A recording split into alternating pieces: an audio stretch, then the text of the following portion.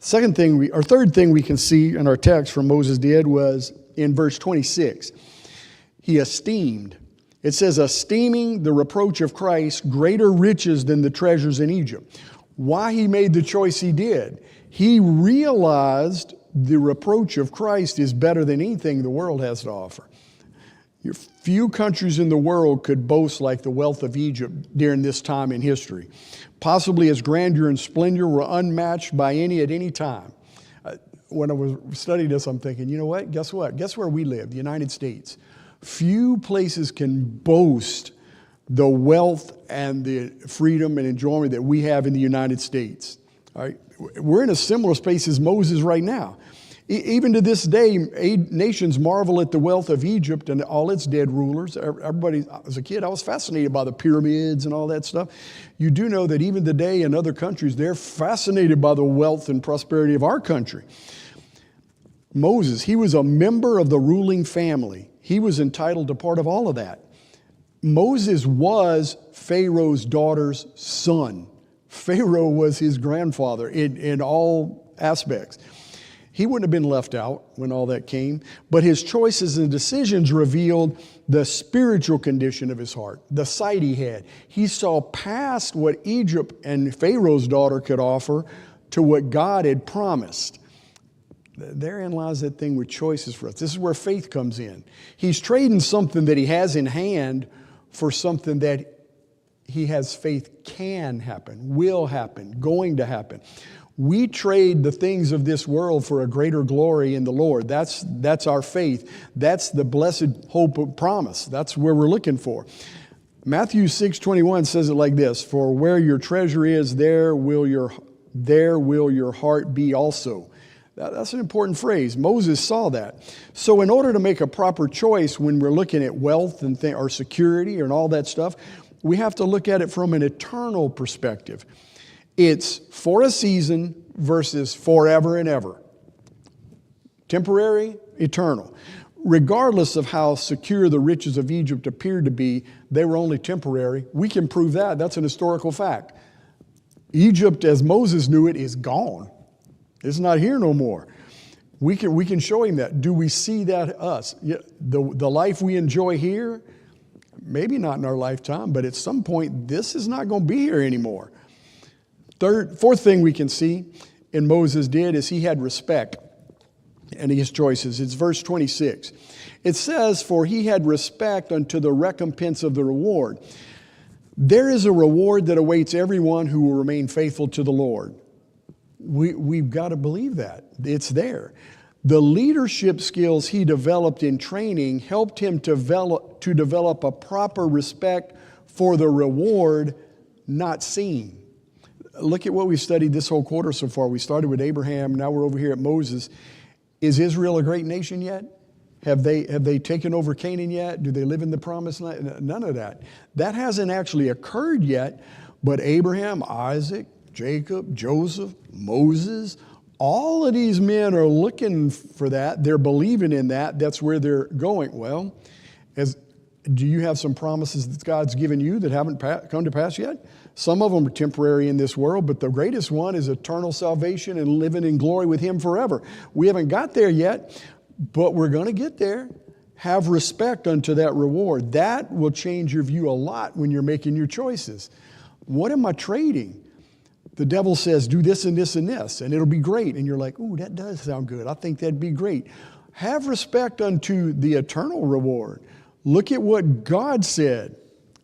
If you really look at what the devil and temptation and sin are telling you you can have, the quick look says it's a good thing. But the long-term look, it's a no-brainer. Anybody here besides me ever had to have this and you bought it and you got it and you don't like it? I remember as a kid, I wanted a boat. I got to have a boat. I got a boat. It's a great boat. I loved it for about 6 months. Well, wait, I can't go here in that boat. I need a new boat. So I bought a new boat. I got a new boat. I like it. It's great. It's wonderful. A year later, I'm like, yeah, but this one doesn't have that. I need this. And so I go buy another boat. Look at what we're doing. We're not having respect unto the eternal reward. Don't let the devil sidetrack you about what God has promised. We're talking about eternity with the one who saved you, who died for you, who's taken care of you, who wants to be with you, the creator of everything wants you. And you're going to trade that away for a new boat? There are people that do that. Fifth thing we can see of Moses is he forsook. It's verse 37. By faith he forsook Egypt, not fearing the wrath of the king. That word forsook, it can be defined as to leave behind and to abandon. Although many would not have taken the initiative to lead an exodus, Moses once again never displayed any kind of fear here. He didn't entertain the thought of what man would do to him because the Lord promised to be with him. God said, lead my people out of here, I'm with you. He didn't worry about what Pharaoh thought. Think about being Moses again here. You do know, even though he's lived in Pharaoh's house, he's still one of those Hebrew slaves. He's made it clear, I'm siding with them, I'm not siding with you. Pharaoh can do whatever he wants. Pharaoh could have snapped his fingers and Moses was dead, if that's what he wanted. I'm sure Moses knew that, but he didn't flinch. He stayed with what God said. So once the man of God committed to go, the wrath of the king was not an issue anymore. The important thing was to move forward by faith out of Egypt.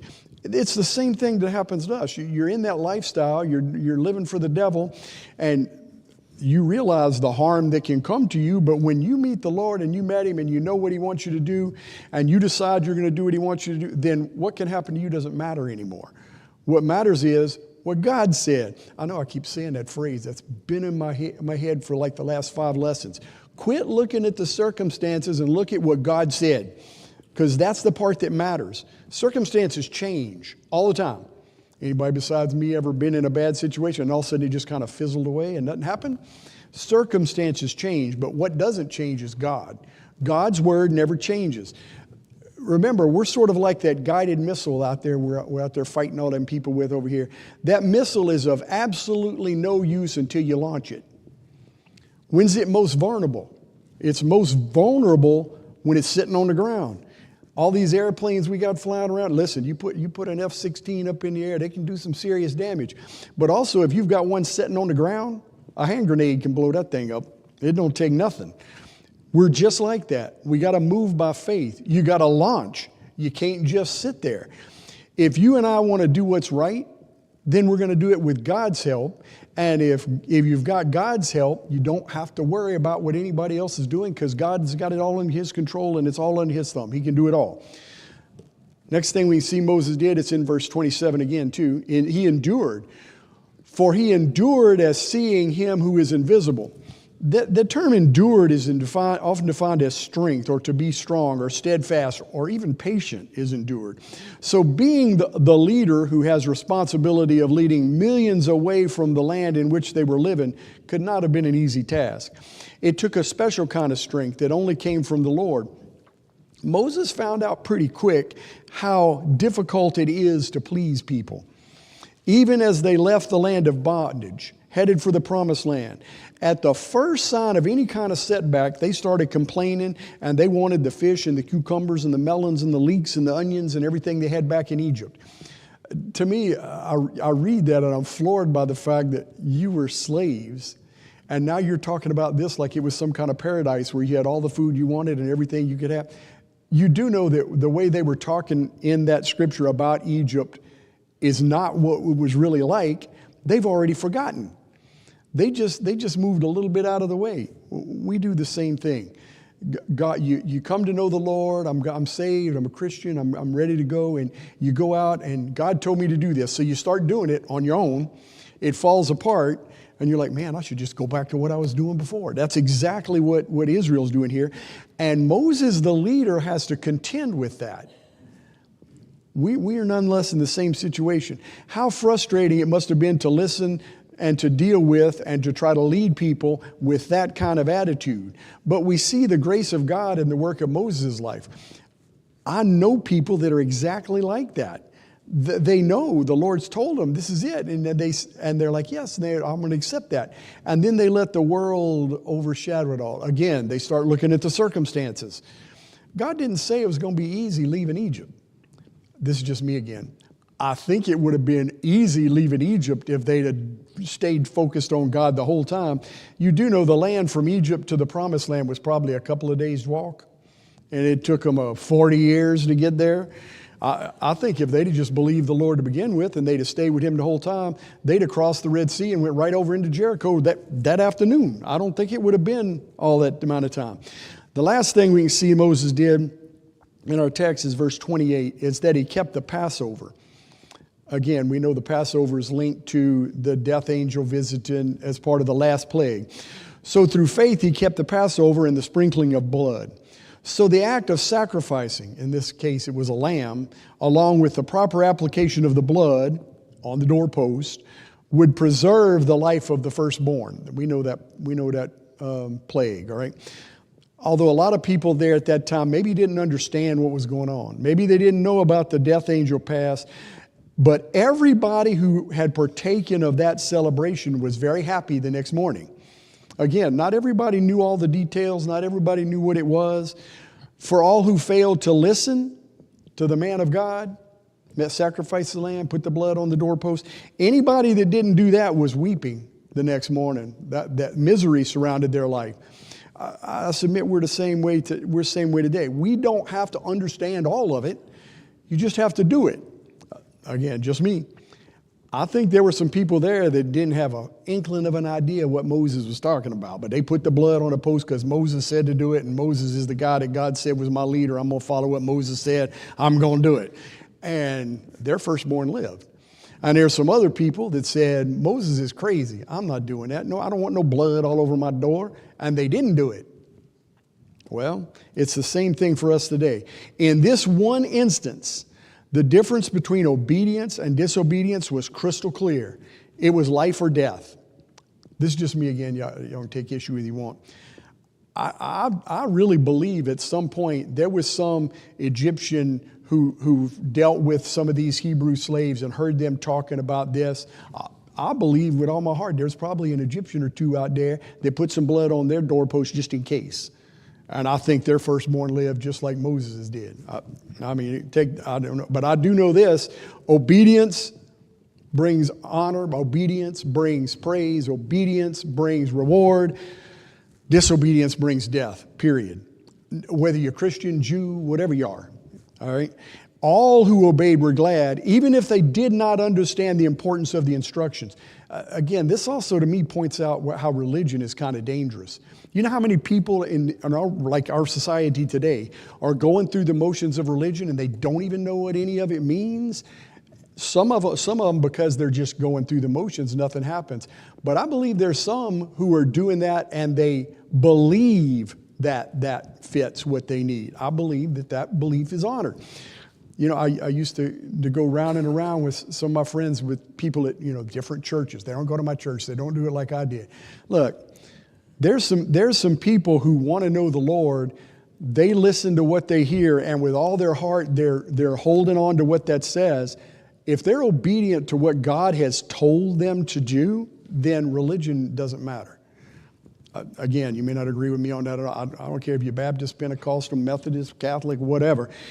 If you're being obedient to what God told you to do, you're going to be in a good spot. That's what the keeping of the Passover was here for Moses. A lot of personal attributes and personal characteristics of Moses are displayed in the lives of believers, and not just those in leadership roles. All of these characteristics, we've studied these 5 men, the man, the leader. All of these characteristics apply to all of us. We don't have to be Moses, but we are a leader to somebody somewhere. So the faith Moses displayed and the choices he made put him in a prime position for leadership. So I want to take a minute in this third point of our lesson and highlight some of his leadership that was displayed during these last 40 years. I'm going to have to go kind of quick because I'm running out of time a little bit. But in our third point, I'm just going to paraphrase most of Exodus. We're going to try and get all of it in one. In Exodus 1 through 12:36, these are the events that happened. I'm just highlighting them all. There was slavery in Egypt. God sent Moses to talk to Pharaoh and all the plagues. They're all there. The Israelites were slaves for more than 400 years. Pharaoh's grip and control over the people was strong. So God needed a strong leader to confront Pharaoh. The man who confronted the cruel ruler had received power and wisdom beyond his own. So God chose Moses and Aaron And Moses and Aaron were the ones capable of confronting the taskmaster and leading the children of Israel to freedom. So think about it. Let my people go. That's a command. It doesn't require a lot of interpretation. It's pretty straightforward. Yet it took 9 plagues and the death of the firstborn to convince the Egyptian ruler that Moses was speaking for God. There was a more powerful voice behind his words and actions than met the eye of normal people. Again, all this was true not because Moses was some great special person, but because Moses was anointed by God and God worked in and through his life. Fourth point we look at is Moses in the wilderness. That's Exodus 12:37 to 18:27. So after he killed that Egyptian, he escaped from Egypt. Then after all that, we had, as they're leaving Egypt, they had the rescue at the Red Sea, and then they started complaining in the wilderness. That's all in this section right here. So in the wilderness, Moses got his first taste of dealing with how selfish people can be. Discontentment, dissatisfaction, that was pretty much the normal MO for the whole day.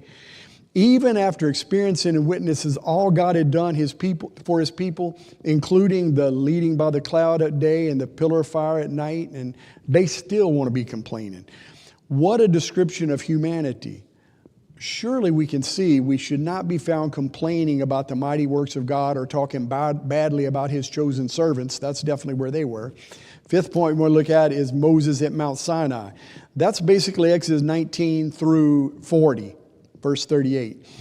In these passages we see the giving of the law, the 10 Commandments, he went up on the mountain and all that. The giving of the tabernacle instructions, then the breaking of the law, and then the actual construction of the tabernacle. All of that's in this section, these 20-something chapters. So again, Mount Sinai was where God revealed his nature and character to his people in a way that hadn't been experienced before. God used a leader to tell them. Prior to this, most of the time, God just spoke to individuals here and there. But now he's going to lead the people through Moses. So if the people obeyed the law that Moses had brought to them, God blessed them. If they disobeyed or ignored it, then his judgment followed. That's still the same today. If you obey the law, then you have God's blessing. If you disobey it, then you're facing God's judgment. So the messenger of these great instructions needed to be a reflection of those instructions. This is Moses. Moses was a direct reflection of what the law was and what the instructions were.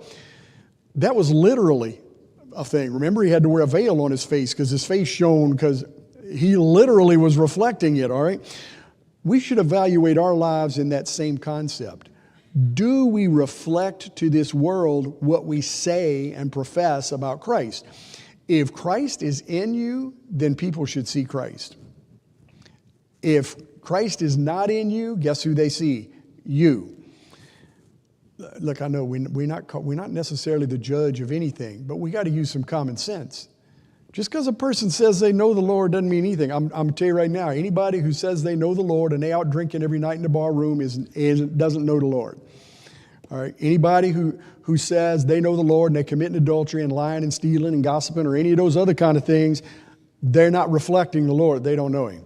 Again, Mount Sinai was to Moses what Bethel was to Jacob. It's where he met God. It's a place of honor. Moses watched the hand of God write the law in stone tablets. That's an awesome responsibility. So Moses was qualified to carry the law back to the people. Remember what happened here. While God's chosen was on the mountain receiving the instructions, Aaron was in the valley making a golden calf, talking them into departing from God. When he came down off the mountain, he confronted the wickedness of the people, gave them the law. Whether they accepted or rejected his law didn't change its validity. It's still there today. You can think or do whatever you want. You have absolute freedom to do whatever you want, but you don't get to pick the consequences of what you choose. If you choose not to follow God, the consequence is death, period. That's the end of it. Nothing else is going to happen here. God had spoken his words and they were settled. What needs to be understood about all this, though, as we look at Moses specifically, is the fact that Moses kept himself in a position where God could use him to deliver his message, even though Aaron, his mouthpiece, was the one who walked closer with Moses than any, had abandoned the truth for the acceptance of the people. The faithful stay true while others choose to walk away. Even though they know the victory's right there, we got to keep ourselves motivated by watching and listening to the faithful. So in conclusion, I want to look in Numbers chapter 20. I'm going to summarize it for you if that's okay, because I could read it, but I might run out of time here. It's Numbers 20, verse 2 to 13. Once again, they're complaining because there's no water. They gathered themselves. They begin to talk about Moses, and they begin to chide with Moses, saying, we should have died in the wilderness, and you brought us out here just to kill us, and all we're going to die. We don't have any water. And so the Lord told Moses, go to this rock over here, speak to the rock, and water will come out, and everybody can have water. That's what the instructions were. Well, Moses, he's a little irritated because they still complaining and griping and grumbling and all that. So when he goes over to the rock, he hits the rock with his rod a couple times. Water comes out. Everybody's got water, all right? But then look what it says in verse 12. And the Lord spoke unto Moses and Aaron, because ye believe me not to sanctify me in the eyes of children of Israel, therefore ye shall not bring this congregation into the land which I have given them. This is the water of Meribah, because the children of Israel strove with the Lord, and he was sanctified in them. Again, verse 13. This is the water of Meribah, because the children of Israel strove with the Lord. And everything that Moses did, it's got to be noted, he still had some failures, some problems. After giving into the flesh, he struck the rock instead of speaking to the rock. As a result of that foolish action, God did not allow Moses to enter the land which he had promised him. We got to realize here, only those under 20 were allowed to go there. If we're going to experience the miraculous power of God, then we're going to have to be obedient. It took 80 years to get the old man out of Moses so he could be the leader he wanted to be. When all was said and done, he was a better man, and we should not be afraid to allow the Lord to perform his work in our life. If we allow God to change us from the inside, we ultimately win in Christ. Remember, God has the ability to take your life and to change it into something useful. The question is, are you willing to change into something useful? The question is not, can it be done? It's, are you going to allow it? Are you going to choose it? Again, stop looking at the circumstances. Look at what God said. Be obedient to what he's called you to do. Look forward to seeing y'all next week, and we'll start our next quarter from Proverbs. Thank you.